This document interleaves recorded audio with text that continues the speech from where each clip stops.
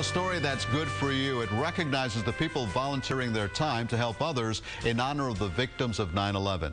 President Obama has spoken about the importance of giving of ourselves during this time of reflection. Now it seems an entire medical community is taking the president's advice. CBS 4's George Estevez shows you how America's heroes are benefiting from the kindness of others.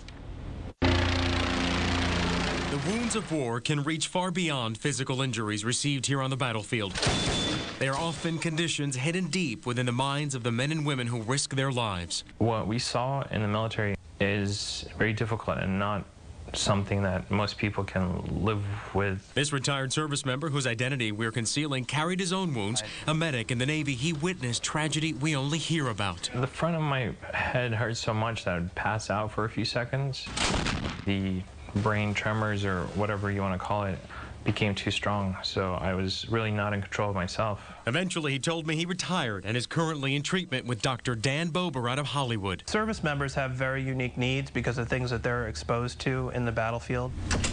Dr. Bober is one of many mental health professionals with the American Psychiatric Association, offering free services in the month of September to men and women in the military, dealing with, among other things, post-traumatic stress disorder. I think this was an excellent idea from the APA, not only to help them, but to raise awareness about a very troubling issue in our society.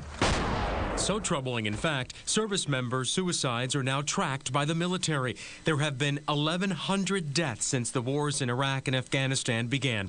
A record 301 deaths in 2010 and a record 32 deaths just this July.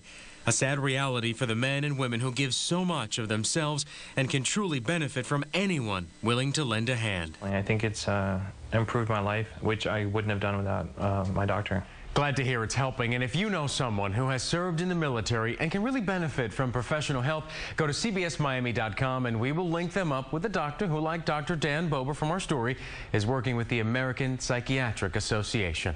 George Estevez, CBS 4 News.